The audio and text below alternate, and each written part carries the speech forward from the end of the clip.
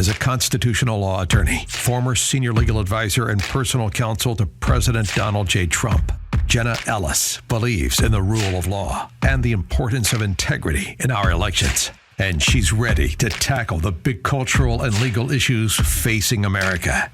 This is the Jenna Ellis Show. Here is your host, Jenna Ellis.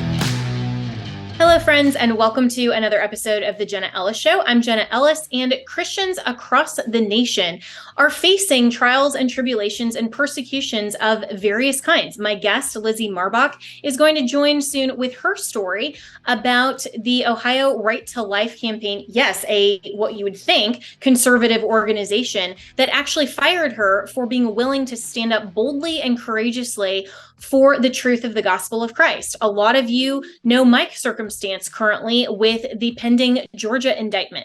I am resolved to face this persecution with resolve in my faith in my Lord and Savior Jesus Christ, and with trusting him, because the gospel of Christ tells us not only how we can become Christians and be saved and have hope for eternity, but how we can live our Christian life today. And so I am taking the promises of God, I am acting on the promises of God, and I am resolved to trust the Lord in all of my circumstances.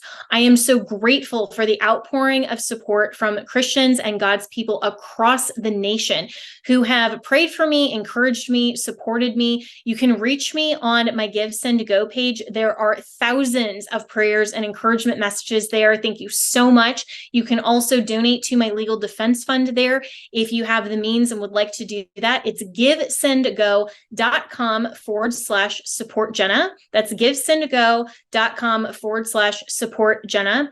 And I stand with all of my fellow Christians who are facing persecution and trials of all kinds.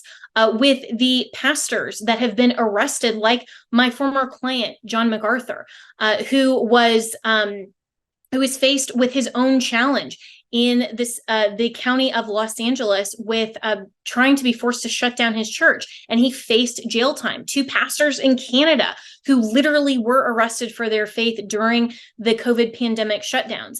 And then pastors and Christians who are outside of abortion clinics that are trying to speak the truth of the gospel of Christ and are then raided by the FBI. Parents who have gone just to their children's school board meetings, and now they're on the domestic terrorism watch list. I mean, this is not just about one individual. It's not just me or Lizzie or John MacArthur or any single Christian that we can point to. This is a prolific mess across the country and across the world. But in the United States, we have something called the Constitution that defends and protects our right as Christians to sincerely exercise our faith. And I want to share Lizzie's story as well. And she and a reporter who's been covering her story, Ben Zeisloft, are going to join me right after this. But I want to tell you what kind of led up to this. And she's going to give you a little more color in terms of the background. But this is what we're facing in America. So she posted just on her own personal Twitter feed this tweet. "There is no hope for any of us outside of having faith in Jesus Christ alone." That is a clear presentation of the gospel in a simple tweet. So then Max Miller, who is a Republican congressman from Ohio, he used to be on the Trump administration and on, I believe, the Trump campaign, but he used to work for President Trump during the administration. He's now a Congress member in Ohio. He's openly Jewish, and he responded with this. "This is one of the most bigoted tweets I have ever seen. Delete it, Lizzie. Religious freedom in the United States applies to every religion. You have gone too far." Hey, Max, what about the Christian faith and the Christian religion? So if religious freedom applies to everyone, Christians then can't present the gospel in a tweet. Nobody's forcing you to agree with it or even read it. You could have scrolled right past. But yet somehow religious freedom, everyone wants to say, applies to everyone else except the Christians in this country. I reject that, and our founding fathers and our Constitution rejects that. Well, Max Miller had such overwhelming pushback to his frankly bigoted tweet that he ended up apologizing for it, and I don't think he's actually deleted it, but he said, I posted something earlier. So this was that evening. "I posted something earlier that conveyed a message I did not intend. We'll see about that. I will not try to hide my mistake or run from it. I sincerely apologize to Lizzie and to everyone who read my post. Now, Lizzie accepted Max's apology 100%, and she went on to have a really sincerely kind response to him. But this is what Christians are facing in America. We have to, as Christians, support people like Lizzie, support people like these pastors, support parents when they go to school board meetings, support every conservative that is standing up sincerely for the truth. And we have to come around them, support them, and defend our U.S. Constitution, because in this country, Christians can and should engage the public square. We can and should engage policy. We can and should engage elected office. We can and should engage every sphere of government with the truth. So Lizzie and Ben Zaisloff will join me with more right after this. With inflation, the banking world collapse, and everything that Joe Biden is doing not to protect America, you need to make sure to secure your financial health, especially in retirement. And hey, if you're a millennial like me, that actually is sooner than you think. You need to start now, even if you are a millennial or a Gen Zer, to make sure that your financial health is actually healthy when we get to retirement. And Legacy Precious Metals has a revolutionary new online platform that allows you to invest in gold and silver online in real time. In a few easy steps, you can open an account online, select your metals of choice, and choose to have them stored in a vault or shipped right to your door. You'll have access to a dashboard where you can track your portfolio growth in real time anytime. You'll see transparent pricing on each coin and bar, and this puts you in complete control of your money. The platform is free to sign up for. Visit legacypminvestments.com and open your account and see this new investing platform for yourself. Gold hedges against inflation and against a volatile stock market. A truly diversified portfolio isn't just more stocks and bonds, but different asset classes. This brand new platform allows you to make investments in gold and silver, no matter how small or large, with just a few clicks. Visit legacypm.com to get started. You can download the free investor's guide, and you can also call Legacy PM Investments to talk to a portfolio expert to get expert answers to your to customize your personal portfolio. So visit legacypminvestments.com to get started. Tell them that Jenna sent you. So joining me now is Lizzie Marbach, who is the former communications director and unfortunately former of Ohio Right to Life, and Ben Zaisloff, who is a reporter and journalist and really phenomenal advocate for this situation from the Republic Sentinel. So both of you, thank you so much for joining me today. I really appreciate your time. Great to be here. All right. Thank you for having me.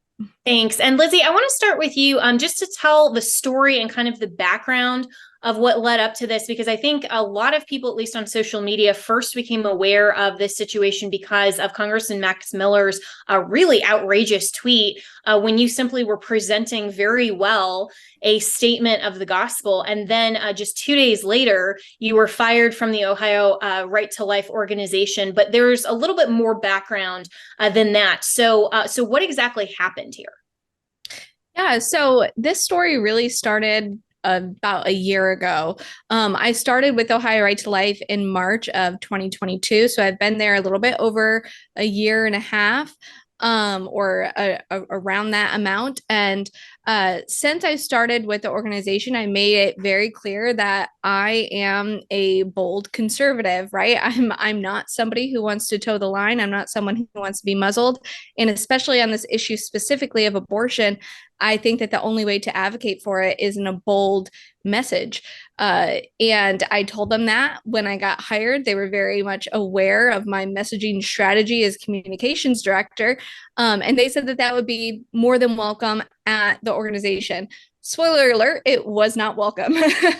And so the more that I would post things, whether on my social media, my personal social media accounts, or on Ohio Right to Life's, in a bold manner, they would come to me and ask me to tone things down, say that I'm being too harsh. If I would post things like abortion is murder, they would ask me to say can you just say that abortion is killing instead of abortion is murder, or things along that line, where they didn't want me to be as upfront and quote divisive as I had been being in my communications. And so a back and forth really just began to take place for months, where I was just really pushing back against the soft tone milk toast messaging that they wanted me to do. And as the communications director, I would try to submit to what they're saying as much as possible, up to the point where I just thought that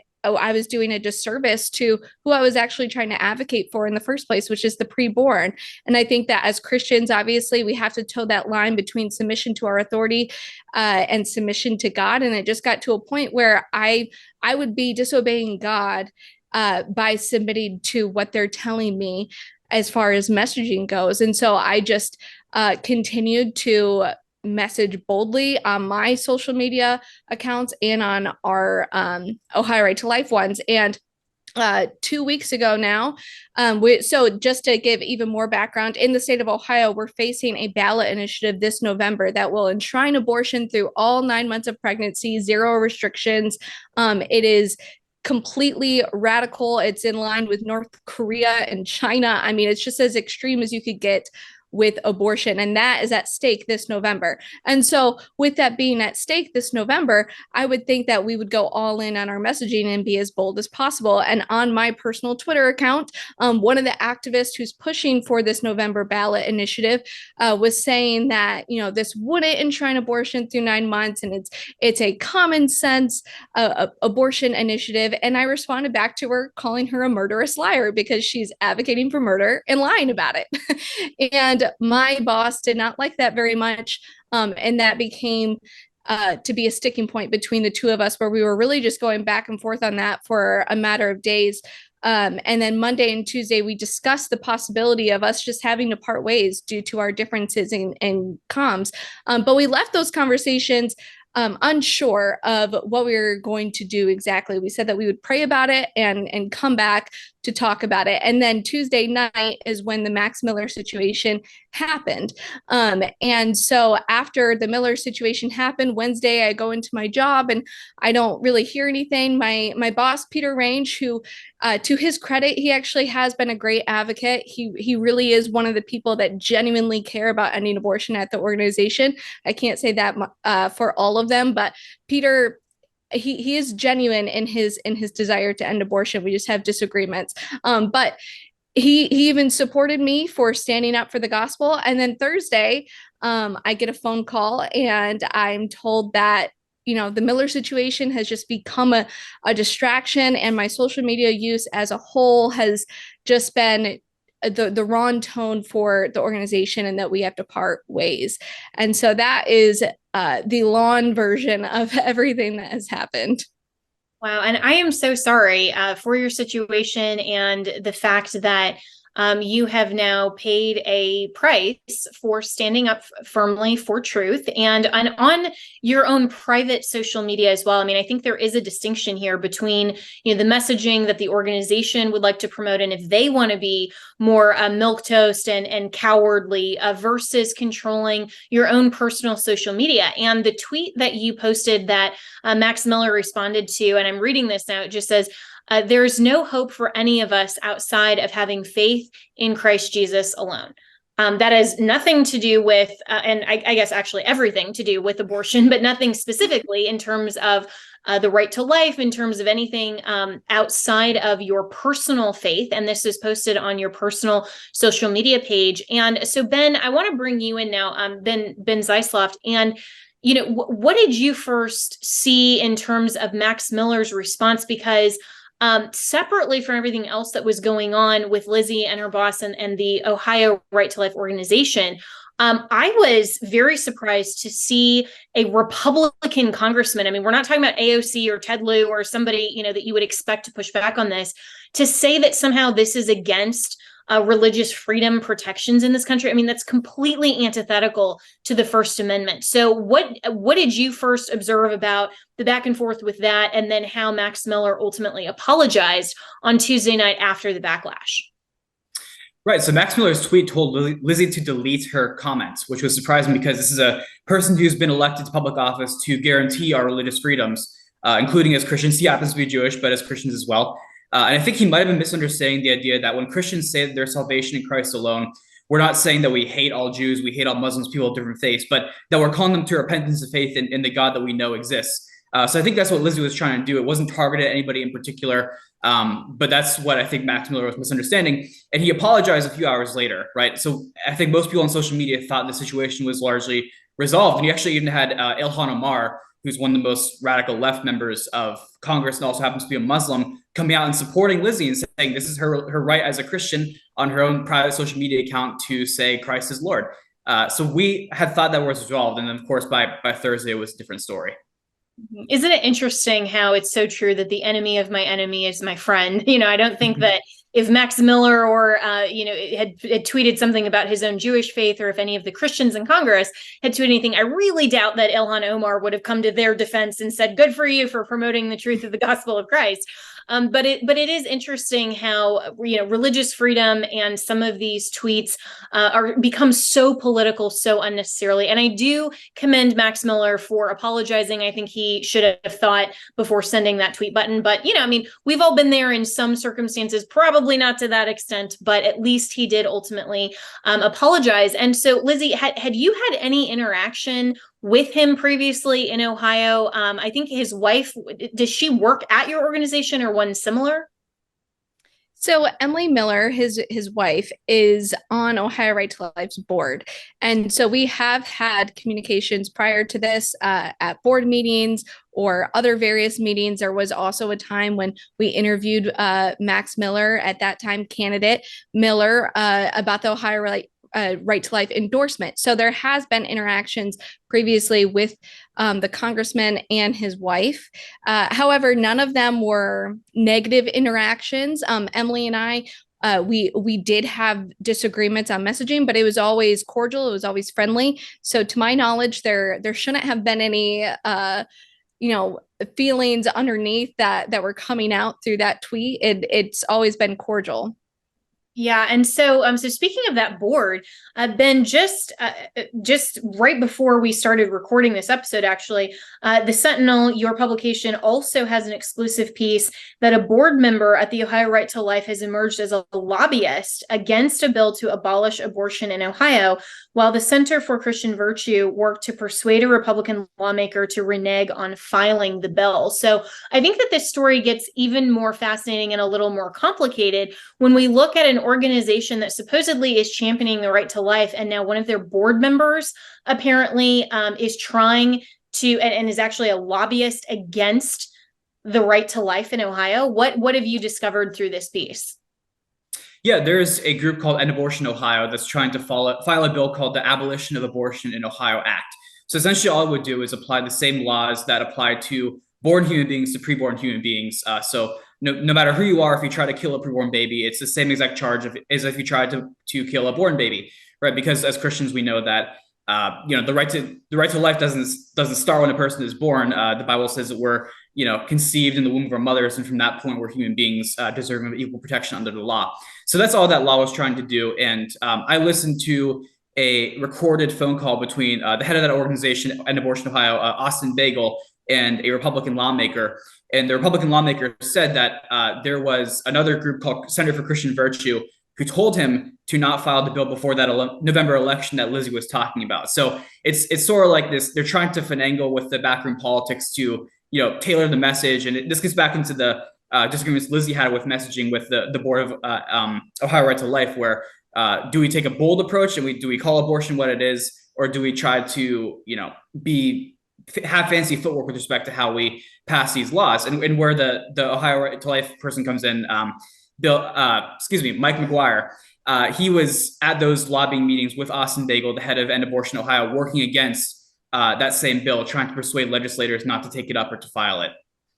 Wow. And so Lizzie, talk more about the obvious inconsistency here, and how the Ohio Right to Life as an organization, and also just the conservatives in general in Ohio, are facing the abortion issue now in the wake of the Dobbs decision, because I think to a lot of people who would support these types of organizations and think that they are very sincerely fighting for the right to life, and now this story, I think, is so important to evidence and show how sometimes these organizations are actually counterintuitive to their mission, to protecting life, and they're willing to compromise on a lot of different issues and not actually champion the right to life from conception all the way until natural death. And I think that this is really important for people to understand what actually goes on in these types of organizations that are only really, in my view, saying this in theory because they're proving otherwise.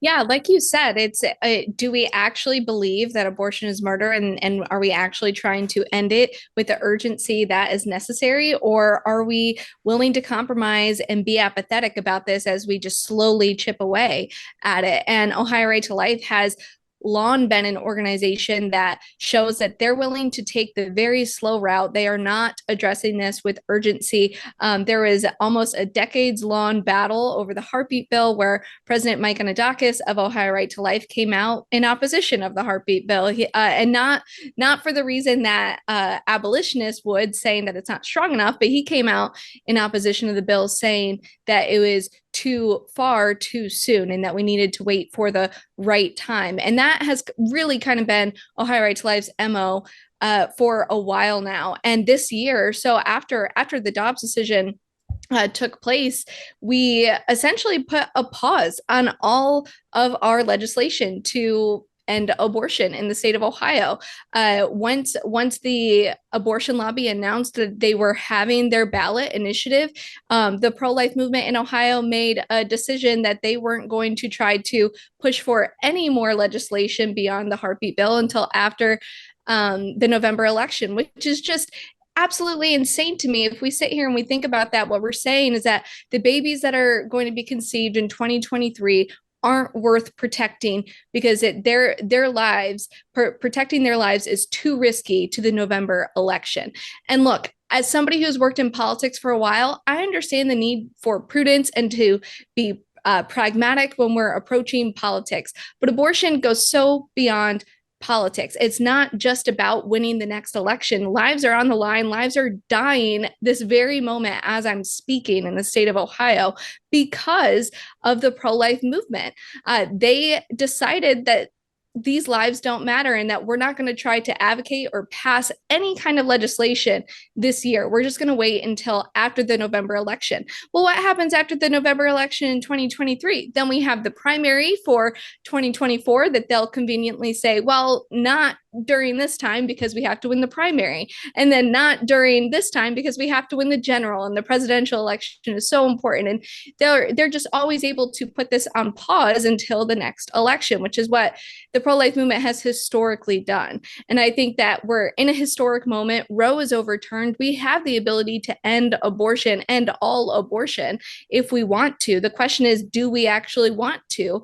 And are we willing to take the risks that are necessary? If you're getting involved in pro-life work, it's risky stuff when it comes to your political reputation. It's not a popular political movement, but you care about life. That's why you get involved in this. You don't get involved to raise your own political influence. And unfortunately, a lot of people that have gotten involved are way more concerned about losing their own political influence than they are about saving lives.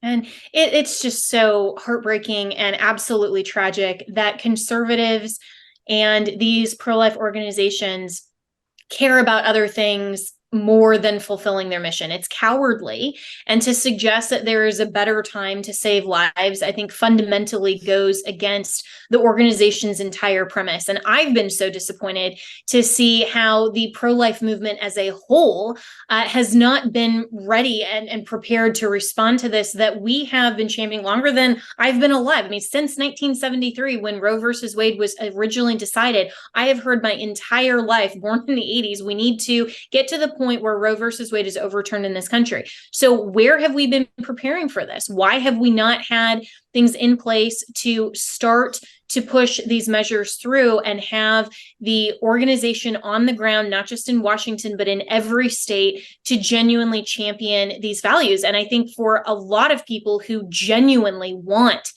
to save lives and to promote the pro-life legislation, they are horrified by what they're hearing about this, Lizzie. So Ben, have you reached out to the Ohio Right to Life organization? Have they responded to any of this? I did reach out. They have not responded. No. Well, not surprised. That's so unfortunate. And so, from your vantage point as a journalist and someone who is a Christian as well, what does this say in terms of the overall pro-life movement and how I think we are not messaging this well because we are being cowards, frankly, and the Democrats want to be better world changers than we do. And I think that's totally tragic, and it's a dereliction of duty. Yeah, I think your diagnosis is right in terms of being behind the eight ball with respect to actually ending abortion, right? For the past 50 years in the United States, there have been movements to chip away at it, as Lizzie was saying, to, let's pass a Down syndrome ban. Let's pass, after 24 weeks, you can't do it.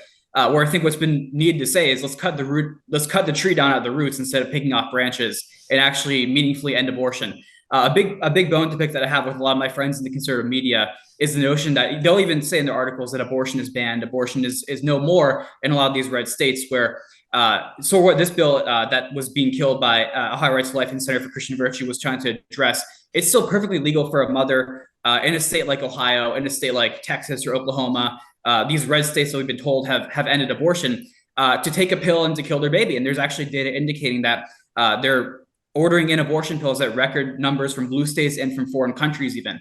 Meanwhile, if you look at messaging from Ohio Right to Life and other mainstream pro-life groups across the country, you're going to see email fundraisers saying victory, pro-life law passed, no more abortion in this state, where it's the opposite is true. There's still abortion that's happening. The clinics may be closed down, but there's still babies who are getting murdered. And that needs to be addressed. And it's been a huge disappointment because I would say a baby who's young enough to be killed by an abortion pill is just as valuable as one that's old enough to be killed in an abortion clinic.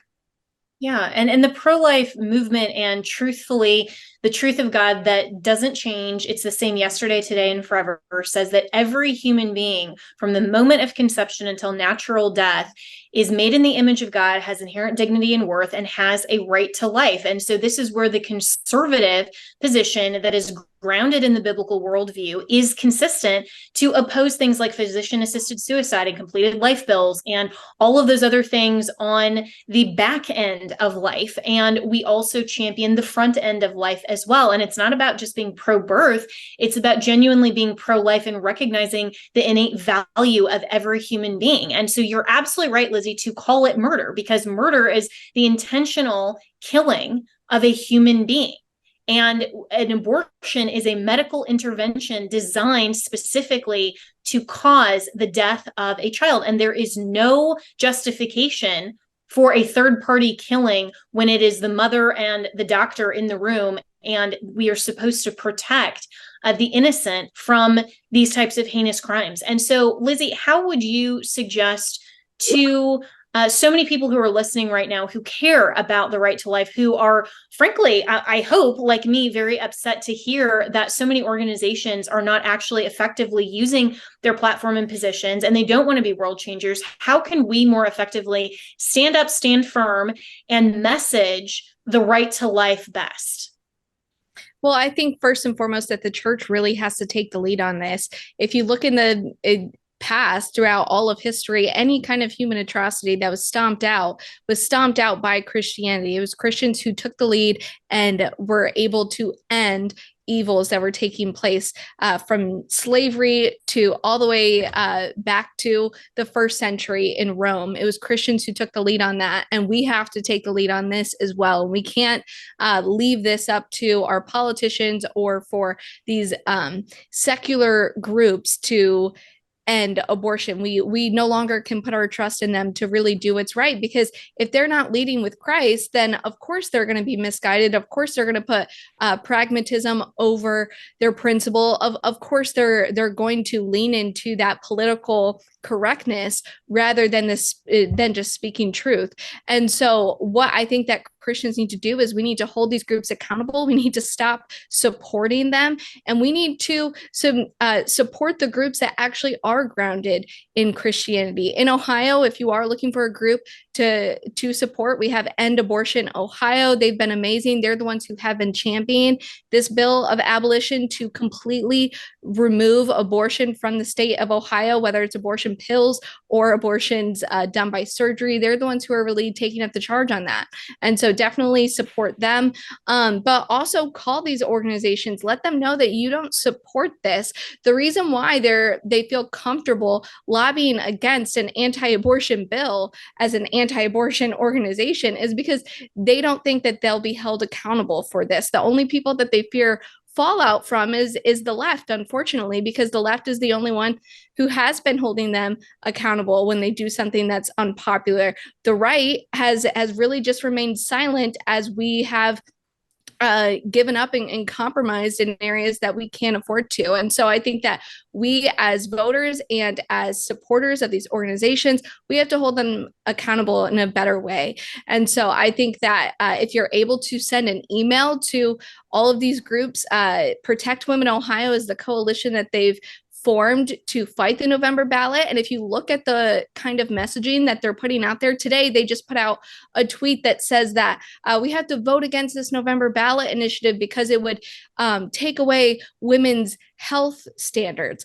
I'm sorry, abortion is not women's health, and taking away the regulations around abortion isn't that is not the greatest atrocity. It's the fact that it's going to legalize and enshrine state sanctioned murder. That's why we should be voting no on that. And so just really be keen on some of the compromises that are taking place. I think that that's so important as we move forward in not just the abortion fight, but the fight amongst conservatives itself. We've really begun to have this conversation over the last few years of, are we going to continue the way of this old school conservatism where we're milquetoast, where we're quiet and we just don't want to ruffle any feathers?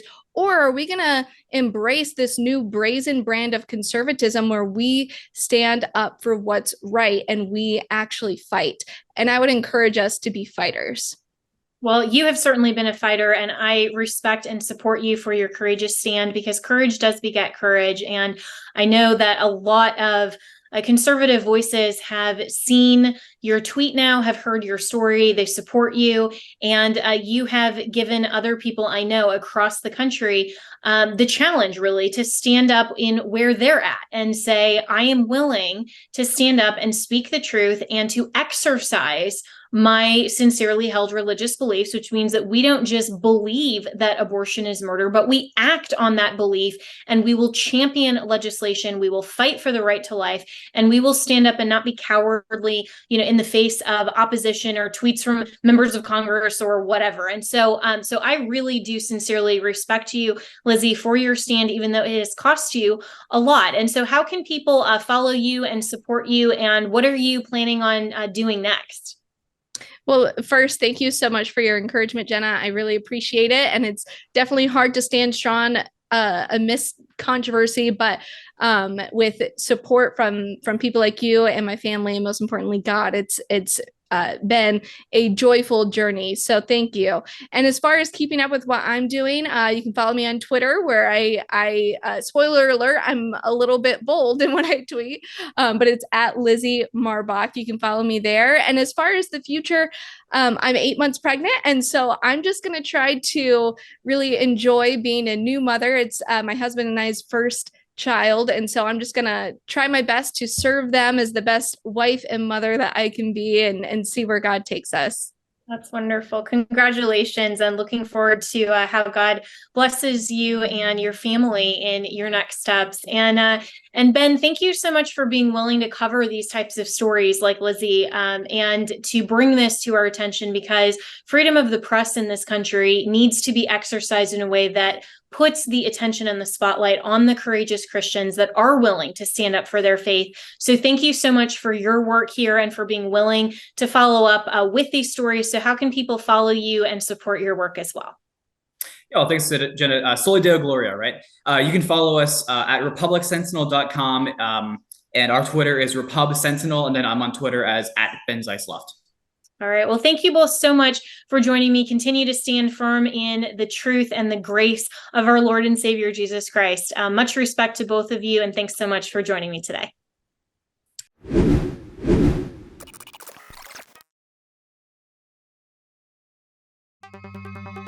With inflation, the banking world collapse, and everything that Joe Biden is doing not to protect America, you need to make sure to secure your financial health, especially in retirement. And hey, if you're a millennial like me, that actually is sooner than you think. You need to start now, even if you are a millennial or a Gen Zer, to make sure that your financial health is actually healthy when we get to retirement. And Legacy Precious Metals has a revolutionary new online platform that allows you to invest in gold and silver online in real time. In a few easy steps, you can open an account online, select your metals of choice, and choose to have them stored in a vault or shipped right to your door. You'll have access to a dashboard where you can track your portfolio growth in real time anytime. You'll see transparent pricing on each coin and bar, and this puts you in complete control of your money. The platform is free to sign up for. Visit legacypminvestments.com and open your account and see this new investing platform for yourself. Gold hedges against inflation and against a volatile stock market. A truly diversified portfolio isn't just more stocks and bonds, but different asset classes. This brand new platform allows you to make investments in gold and silver, no matter how small or large, with just a few clicks. Visit legacypm.com to get started. You can download the free investor's guide, and you can also call Legacy PM Investments to talk to a portfolio expert to get expert answers to your to customize your personal portfolio. So visit legacypminvestments.com to get started. Tell them that Jenna sent you. On MyPillow's 20-year anniversary, with over 80 million MyPillows sold, Mike Lindell wants to thank each and every one of you by giving you the lowest price in history on his MyPillows. You will receive a queen-size MyPillow for only $19.98. The regular price is $69.98 and just $10 more for a king size. You'll receive deep discounts on all MyPillow products such as bed sheets, mattress toppers, pet beds, mattresses, my slippers, which I love, and so much more. This is the time to try out some of the amazing products you've had your eye on from MyPillow. So go to mypillow.com and enter promo code Jenna to receive this amazing offer on the queen size MyPillow for $19.98. You can go to mypillow.com or call 1-800-564-8475. Be sure to use the promo code Jenna. This offer comes with a 10-year warranty and a 60-day money-back guarantee. It's time to start getting the quality sleep you deserve. This offer comes with a 10-year warranty and a 60-day money-back guarantee. It's time to start getting the quality sleep you deserve. Go to mypillow.com, use the promo code Jenna.